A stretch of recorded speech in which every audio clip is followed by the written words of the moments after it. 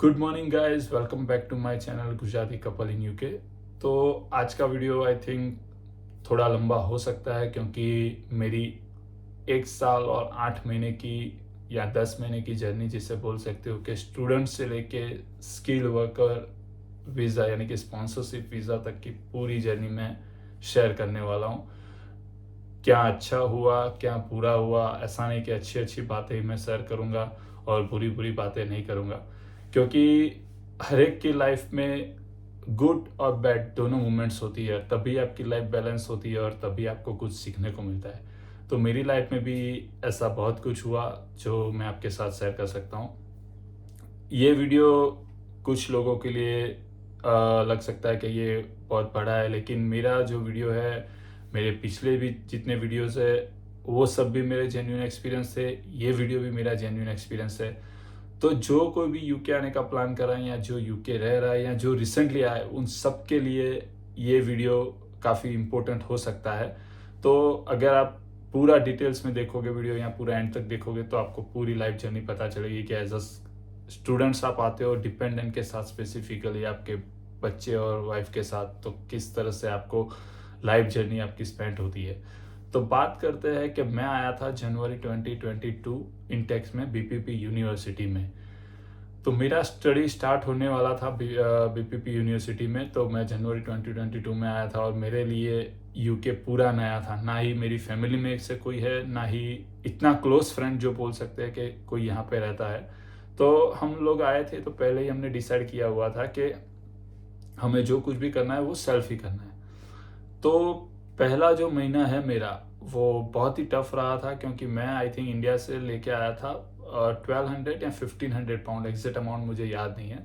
तो जब भी आप इंडिया से आते हो तो मैं आपको रिक्वेस्ट करूंगा कि 1 मंथ या 2 मंथ्स का मिनिमम बैकअप लेके आइए। मेरे टाइम पे भी कंपटीशन था, अभी भी कंपटीशन है।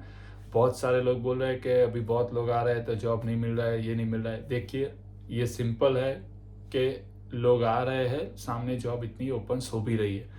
तो कहीं पे भी आपको कोई ऐसा डीमोटिवेट कर रहा है कि अभी जॉब क्राइसिस है, नहीं मिल रही है, वो है, ढूंढने वाले को भगवान भी मिल जाता है। तो आपको जॉब करनी है तो डेफिनेटली आपको मिल जाएगी। मैं यहाँ पे कहीं तीर या तुक्का नहीं लगा रहा हूँ कि मैं आपको ऐसा नहीं बोल रहा हूँ कि नहीं मिल जाएगी, मिल जाएगी। आपको कोशिश तो करनी पड़ेगी, बिना कोशिश कुछ नहीं होगा। तो मेरे केस में भी मैं ऐसा नहीं बोला कि मैं सक्सेस होने के बाद सबको क्या बोलते हैं कि मैं आपको सलाह दे रहा हूँ या सजेशन दे रहा हूँ, ऐसा कुछ भी नहीं है। मैं जेन्युइन एक्सपीरियंस ही आपको बता रहा हूँ। मैंने खुद ने आई थिंक 20 डेज या 30 डेज ट्राई किया, तब जाके मेरी पहली जॉब लगी मुझे मोबाइल शॉप में, जिनमें मुझे जो कस्टमर्स आते थे उनको मोबाइल्स दिखाने थे या उनके कवर दिखाने थे, स्क्रीन गार्ड लगाना था। तो ये मेरी एक जर्नी की स्टार्टअप थी यूके में।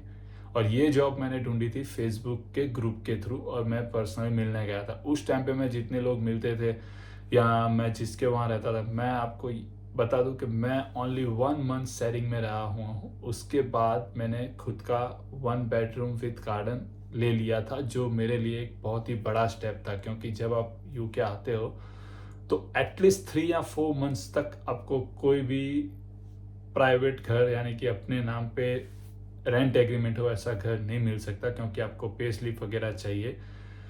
बट मेरे केस में मुझे डिपेंडेंट यानी मेरे वाइफ और सन के साथ रहना था और मुझे एक स्पेस चाहिए थी। तो मैंने 1 मंथ के बाद ही मैंने शेयरिंग अकोमोडेशन छोड़ दिया था। वो मेरा सबसे रोस्ट पीरियड मान सकते हो या बैड टाइम, जिस पे मैंने सीखा भी बहुत और मैं स्ट्रांग भी बहुत बना। क्योंकि उस टाइम पे मुझे घर खाली करने के 5 दिन के पहले मैं मेरे वाइफ दोनों पागलों की तरह सिर्फ यही ढूंढने में लगे थे कि हमें अकोमोडेशन मिल जाए, अकोमोडेशन मिल जाए। क्योंकि जितने लोगों से मिलते थे वो बोले थे फुल है। उनको पता था कि इनके पास ना ही कोई सैलरी सर्टिफिकेट प्रूफ है, ना ही पे स्लिप है, तो बट ऑब्वियसली है वो नहीं देंगे। लेकिन बहुत कोशिश की और उसके बाद फाइनल मिल गया। तो इस पे से आपको यही मैं सजेशन दूंगा कि ऐसा नहीं है कि आप जल्दी गिव अप कर लो। आप जितनी कोशिश करोगे उतना आपको रिजल्ट जरूर मिलेगा। मैं लॉ ऑफ एवरेज पे बिलीव करता हूँ कि आप 100 लोगों से मिलोगे तो 10 लोग तो पॉजिटिव होंगे। तो ये मेरा पहले से बिलीव है कि लॉ ऑफ एवरेज पे बिलीव करके आप आगे बढ़िए। अब अकोमोडेशन चेंज करने के बाद मेरी वाइफ को जॉब लगी मैकडोनल्ड्स में। तो मैकडोनल्ड्स में वो एक दिन गए और उसके बाद उनको लगा कि नहीं, वहाँ उनका सेट नहीं हो रहा है, तो उन्होंने वो जॉब छोड़ दी और उनको दूसरी जॉब लगी इटालियन रेस्टोरेंट में, और वो था किचन टीम मेंबर। तो उनकी जर्नी स्टार्ट हुई किचन टीम मेंबर से, कि जो ये बकेट्स वगैरह हम बनाते हैं। यूके में रहते हैं, उनको शायद पता होगा। जो आउटसाइड यूके रहते हैं तो ये सैंडविच वगैरह जो बनाते हैं, जो यहाँ के लोग खाते हैं कॉफ़ी के साथ, तो वो एक कंपनी थी। तो मेरे वाइफ की वजह से मैंने जो मोबाइल शॉप में जॉब स्टार्ट की थी, वो 1-2 महीने के बाद मुझे वो छोड़नी पड़ी, क्योंकि कहीं ना कहीं मुझे या मेरी वाइफ को किसी एक को तो घर पे टेक केयर के लिए, मेरे सन के टेक केयर के लिए रहना रहता था। तो उनका जो टाइमिंग था वो मॉर्निंग का था, और उसके थोड़े टाइम बाद, आई थिंक 1 या 2 मंथ्स के बाद नाइट शिफ्ट उन्होंने स्टार्ट की थी। तो फिर मेरी वाइफ ने नाइट शिफ्ट स्टार्ट कर दी, और मुझे यूनिवर्सिटी भी 3 दिन जाना होता था, तो उनको नाइट शिफ्ट करनी रहती थी 5 दिन, और मैं यूनिवर्सिटी में 2 या 3 दिन जाना रहता था। बीपीपी यूनिवर्सिटी में अगर आप पढ़ रहे हो तो आपको 3 दिन के क्लास होते हैं, जिसमें 1 दिन ऑनलाइन होता है और 2 दिन आपको कंपलसरी जाना रहता है, और अटेंडेंस कंपलसरी रहती है। तो ऐसा नहीं है कि आप स्किप कर सकते हो। तो मैं यूनिवर्सिटी भी अच्छी तरह से हैंडल करा था, और मैंने जहाँ पे जॉब ढूंढी, इसके बाद वो मैंने भी सेम कंपनी में किचन टीम मेंबर, मैं और मेरी वाइफ, लेकिन टाइमिंग अलग, उनका नाइट शिफ्ट और मेरा डे शिफ्ट। तो वहाँ पे मेरे 20 आवर्स सेट हो चुके थे, तो बहुत ही कंप्लीट चल रहा था, कोई प्रॉब्लम नहीं था। आई थिंक ये चला हमारा जुलाई, या मेरा चला जुलाई तक। और फिर मुझे लगा कि नहीं, मेरा उस टाइम पे मेरा पे था 10 पाउंड पे था पर आवर।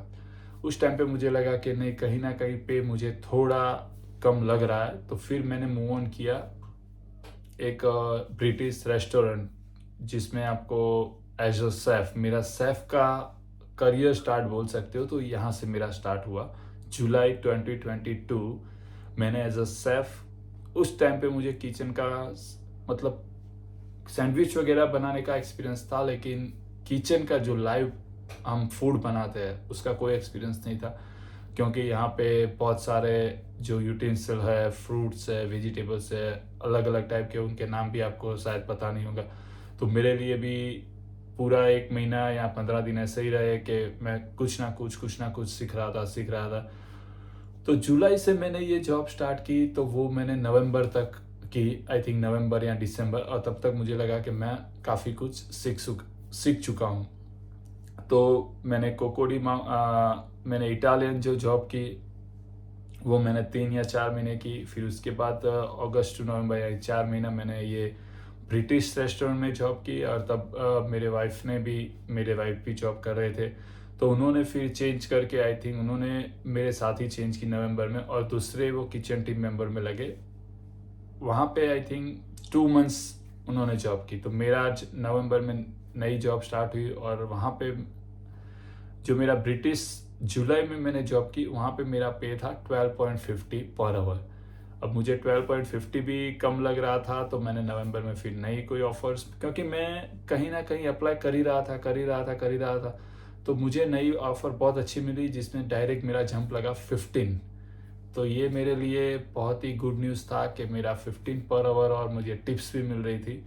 तो मैं सबसे लकी बताऊँ तो ये जॉब, हाँ, वहाँ पे टीम छोटी थी, किचन छोटा था, लेकिन एज अ पे बहुत ही अच्छा था। और मैं जहाँ कहीं भी जॉब करता था, मेरी टर्म्स बहुत क्लियर रहती थी कि मैं 2 ही दिन काम करूँगा, 20 आवर्स मुझे कंपलसरी मिलने चाहिए। तो मुझे सैटरडे संडे वो लोग 20 आवर्स देते थे। मेरे वाइफ मंडे टू फ्राइडे करते थे, वो नाइट शिफ्ट कर सकते, और मैं डे में 2 दिन यूनिवर्सिटी जाना था, और रिवांस की टेक केयर करनी थी उनको, उसको स्कूल वगैरह भेजना था, नर्सरी। तो ये सब कुछ मैं डे में हैंडल कर लेता था। तो कहीं ना कहीं नवंबर से आई थिंक फरवरी, मार्च या अप्रैल 2023 तक मैंने वो जॉब की। फिर मुझे लगा कि नहीं, अब जंप करने का और एक टाइम आ चुका है, क्योंकि अब मेरा स्टडी ऑलमोस्ट फिनिश हो चुका था, और मेरा प्रोफेशनल डेवलपमेंट यानी कि पीडीपी चल रहा था।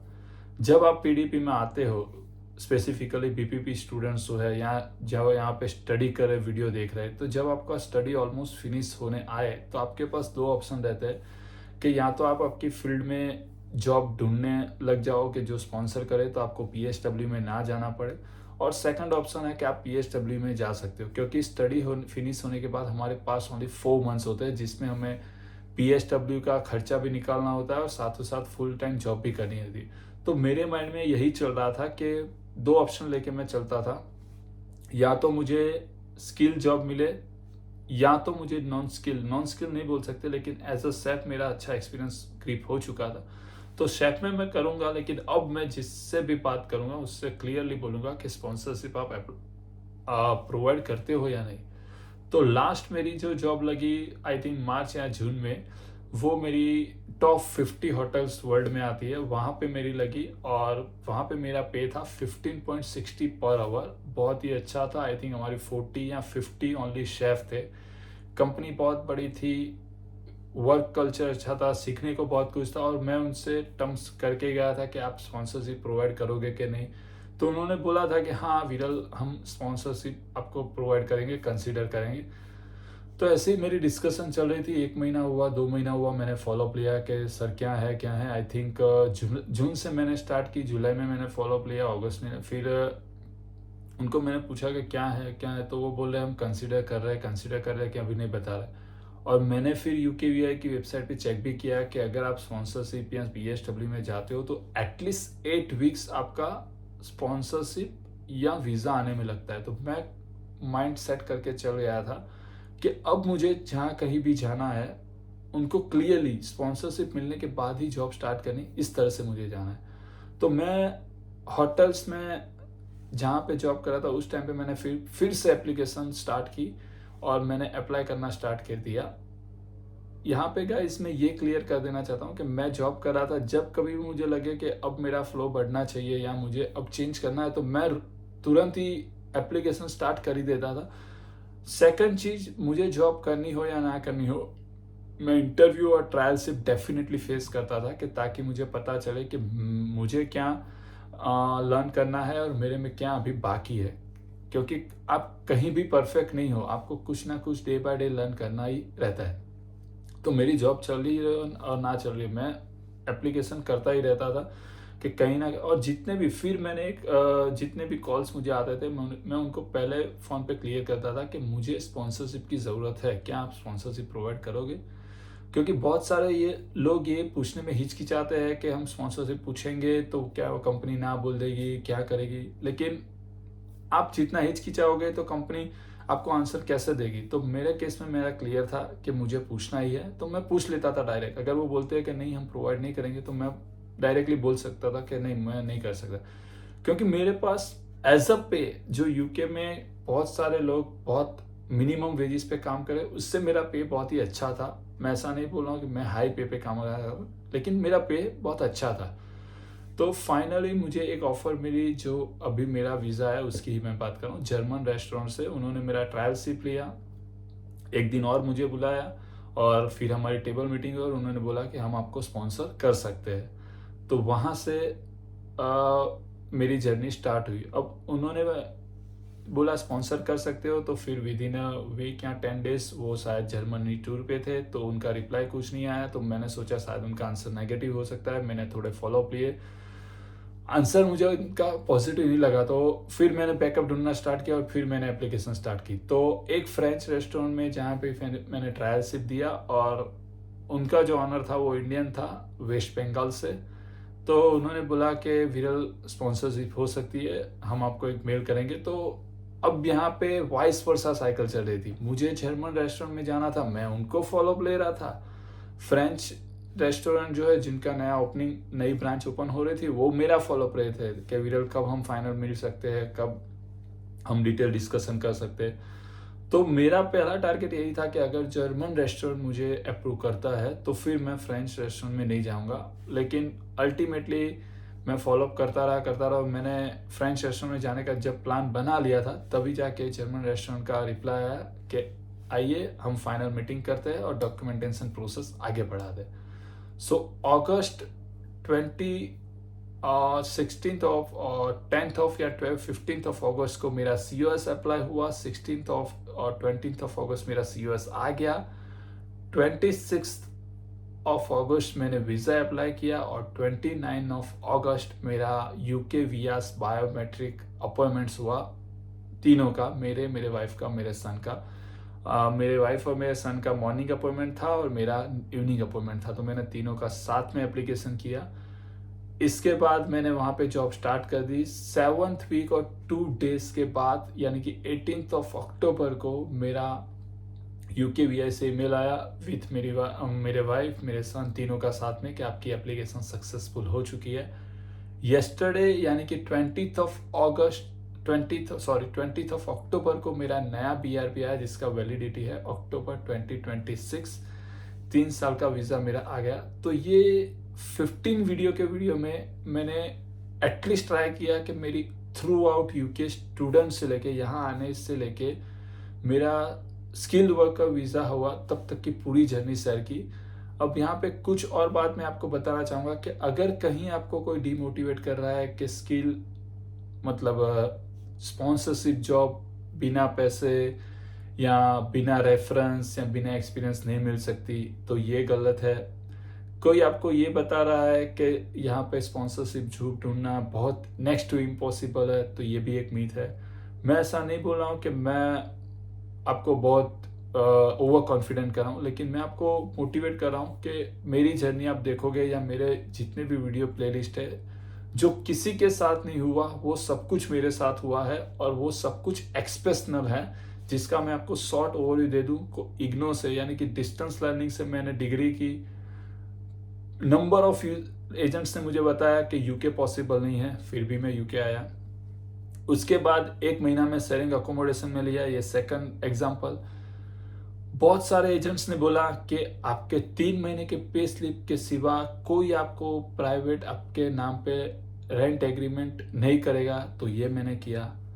थर्ड मैंने बोला कि विदाउट एनी एक्सपीरियंस सेफ में मैंने स्पॉन्सरशिप तो बाद में, लेकिन मैंने जॉब सिक्योर की, तो ये है। फोर्थ जो बिगेस्ट मेरा एक्सपेक्शनल बोल सकते हैं कि BPP यूनिवर्सिटी में मैक्सिमम स्टूडेंट्स का 20%, 40% या ज़्यादा से ज़्यादा 50% प्लेगरिज्म आया होगा। मेरे केस में 100% प्लेगरिज्म आया। वो मैंने बहुत ही अच्छी तरह से फेस किया और उसको भी मैंने फेस करके आगे बढ़ा। तो ऐसे बहुत सारे एक्सपीरियंस मेरे साथ हो चुके जो एक एक्सपेक्शनल है या एक्स्ट्रा ऑर्डिनरी है। तो मेरी जर्नी से आप यही सीख सकते हो कि कहीं पे मैंने गिव अप नहीं किया है, या डेफिनेटली मैं भी एक ह्यूमन हूँ, आप भी एक ह्यूमन हो, तो कहीं ना कहीं मैंने स्ट्रेस लिया हुआ है, स्ट्रेस लिया था। ऐसी सिचुएशन होती है तो डेफिनेटली हम स्ट्रेस में हो सकते हैं, लेकिन मेरी जर्नी से आप यही सीखोगे कि कहीं पे भी आपको लेट डाउन नहीं करना है। जहाँ कहीं भी आपको लगे कि आप स्ट्रेसफुल हो चुके हो, आपको कहीं पे भी वे नहीं मिल रहा है, तो मेरे वीडियोस में से अगर आपको यूजफुल इंफॉर्मेशन मिल रही है तो आपके फ्रेंड्स के साथ शेयर करो, आप मेरी चैनल को सब्सक्राइब करो और हो सके तो आगे स्प्रेड करो, क्योंकि मेरा मोटिव ओनली रीच बढ़ाना नहीं है। मेरा मोटिव यही है कि सही इंफॉर्मेशन सही टाइम पे सही बंदे के साथ जानी चाहिए कि उनको ऐसा लगे कि हाँ, मैं जो एक्सपीरियंस फेस कर रहा हूँ आगे कहीं इससे पूरा एक्सपीरियंस किसी और ने फेस करके उसमें आगे बढ़ चुका है। तो आई होप गाइस ये लाइव जर्नी वीडियो आपको पता चल गया होगा कि किस तरह से मेरी 1 साल और 10 महीने स्पेंड हुए। फिर भी आपको कोई कमेंट्स है, डाउट्स है, सजेशन है तो कमेंट सेक्शन में मेंशन कीजिए, और मेरा जो चैनल है गुजराती कपल इन यूके उसको सब्सक्राइब कीजिए और बेल आइकन को भी प्रेस कीजिए। सेम मैं इंस्टाग्राम पे भी अवेलेबल हूँ। डेफिनेटली मैं ऐसा हर रोज़ या 2-3 दिन में या ऐसे रूटीनली सिर्फ ऑडियंस बढ़ाने के लिए ना मैं रील्स बनाता हूँ, ना कोई ऐसे मेरे वीडियोस बनेंगे, तो हो सकता है थोड़ा बोरिंग लगेगा, लेकिन हाँ, जेन्युइन जितने एक्सपीरियंस हो गए जो मैं करूँगा वो डेफिनेटली आपके साथ शेयर करूँगा। सी यू, बाय, टेक केयर।